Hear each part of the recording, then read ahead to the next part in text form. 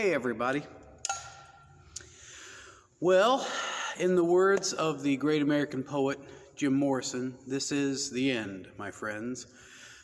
Today is the last installment of Kathy's List, and not only that, it's the last series, the end of this last series that I'm going to do on YouTube.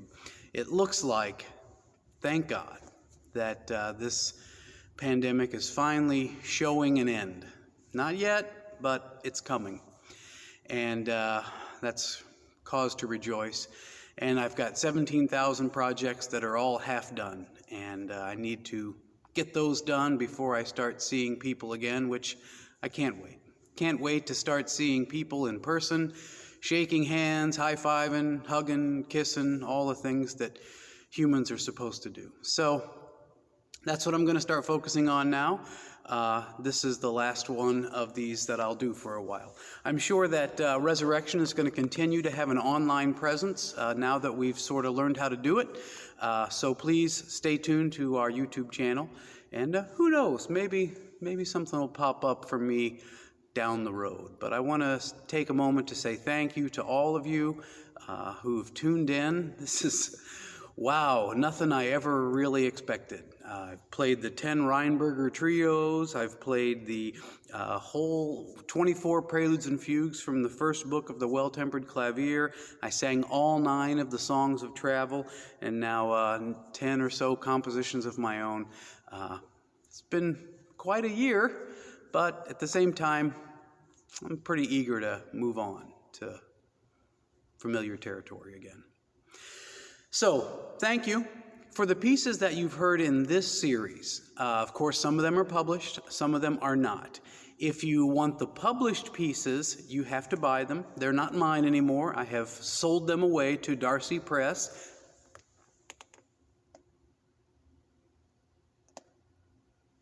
And you can go there and find the volumes that I'm in, or all the volumes. There are actually 7 volumes of, they're called musical gifts, 83 musical gifts, 120 musical gifts. I'm in volume 1, 3, and maybe 7. A lot of other great composers are represented there too, who don't always get to see a lot of airtime. For the pieces that are unpublished, the pieces that have not been published, I would be happy to give those to you for free. Send me an email at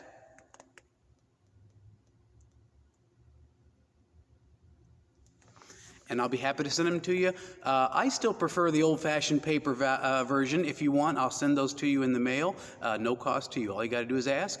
If you want the PDFs, I'll do that too. Just let me know. So, on to today's piece. Today's pieces, I should say, started way back again in college as part of that liturgical organ playing class. We were working with hymns and figuring out ways to introduce them. And a couple of these I had started on and collected, and as the years went on, sort of grew a little bit and I added to them. Eventually it became a set of 4 shape note hymns.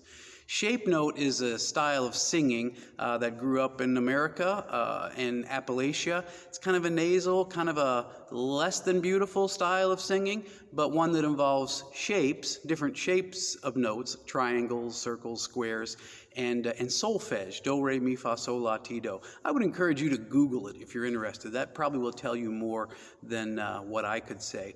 But each of these 4 tunes came from the shape note tradition. And even if you don't know what shape note is, you know these tunes. They are Beach Spring, Wondrous Love, Distress, and Holy Manna. Those 4 songs are all from the shape note tradition, and you'll recognize them, I'm sure, if you don't even recognize those tune names. I don't play them because they're hard. They're really hard. At one point in my history, I thought I had struck up upon a new version of organ genre called the organ quartet. Remember the trios that I played, where the right hand does one thing and the left hand does one thing, and the feet do another thing. Well, I thought, why stop there? Let's have the right hand do one thing, the left hand do one thing, the right foot do one thing, and the left foot do one thing. Turn around and shake it all about. That's what it's all about. Why can't there be organ quartets? And since organists use not only the toe, but also the heel, the truth is each foot could do two things. So I wrote with abandon, just crazy hard, difficult pieces to do. I've never played them in public without the aid of digital pre-recorded help. Like sometimes I'll record 1 or 2 lines before and then play them in public. I have always owned up to that. I have never tried to deceive anybody. But today, and over the course of the last couple of weeks, I have forced myself to learn them just to prove that they can be played with a lot of practice. They can be played in real time by a single performer. Hence, you'll notice the number of wardrobe changes. That's not just me being flamboyant. It took me several days, a week even, to get all these pieces recorded. So that's what you'll hear today. You'll hear my 4 arrangements of these shape note hymns. I dedicated them to my very first organ teacher, Pamela Johnson, who I don't think she's on Facebook, but I know her husband is, so I'm tagging him today. Not only was she my first organ teacher, but she was also my first crush. And she was the one that got me started in this whole crazy saga. So these pieces were dedicated to her. I hope you enjoy. I hope you have a great spring and get back to life as normal, or maybe even better than normal from what it used to be. I love you all. Thank you so much for being part of my life for the last year. And here's to new beginnings.